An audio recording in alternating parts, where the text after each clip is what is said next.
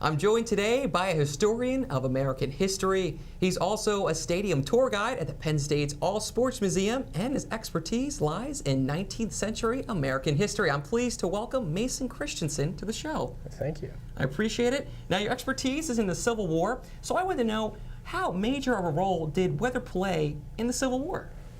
Overall, it was not extremely significant, but there were several selected cases in which it actually decided the outcomes of battles.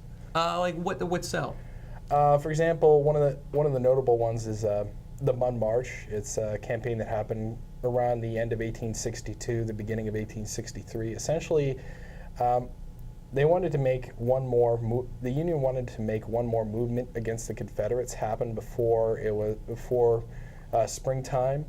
But they chose a rather bad time of the year because at that time of the year, people, even back then, they knew it rained heavily in Virginia. And you think about it, this is the 19th century when they're fighting these battles.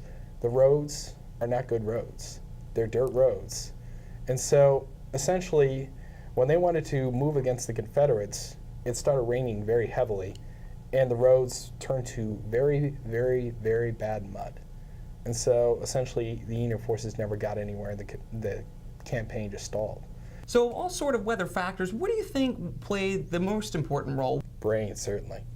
At times, rain made the roads really bad, making it hard for armies to move to their destinations. Other times, you'd have armies split in half by rivers, and literally when it would rain heavily, the rivers would get too high to cross, so you have the danger of the opposing army destroying half of your army.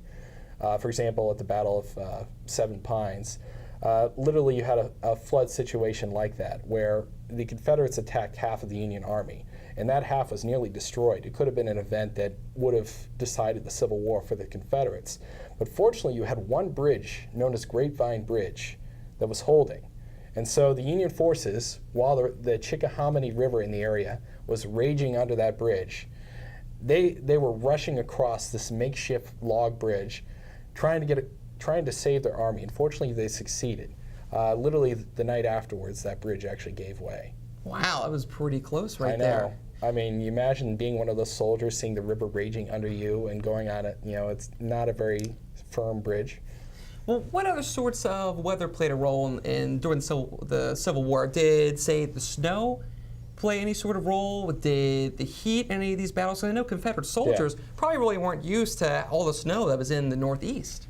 Put it this way, though, most of the campaigns of the Civil War were in the South. They never got up north. The northern weather really didn't affect things much. You did have a few situations, like just before the Battle of Nashville in Tennessee, there was a big ice storm. And literally, right on in December, on a particular day when that ice storm hit, the Union general actually wanted to attack, but was unable to, because can you imagine launching a major attack against the Confederates on really slick, icy slopes? Yeah, you know, you could really imagine them lugging up their gear in the ice. It's just something that'd be pretty difficult to do, especially back in the 1800s. Yeah. They waited basically a day afterwards for the ice to melt. Fortunately, you know, they were in the Nashville, Tennessee area, and it's not the North. Things get warmer eventually. Yeah, that's very true. And then speaking of warm, how did the heat, did extreme heat play any sort of role in any of the battles? Less in the battles, more in the campaigns when you're trying to march long distances to certain destinations. Essentially, you'd have a lot of men who would just drop out of the ranks from heat stroke when you're on long, dusty, hot marches. Now, is there any sort of scholarly journal that chronicles the weather or the impacts of the weather during the Civil War? There's no real journal. What exists, there's a book written by a author named Crick, this book right here, you can't really see it too much either. But essentially, it's about the only kind of scholarship that's been done. Basically, what he did was he found a weather record from a guy who lived in the D.C. area who chronicled the temperatures of the entire Civil War. And that's the only thing of its kind that really does the whole war.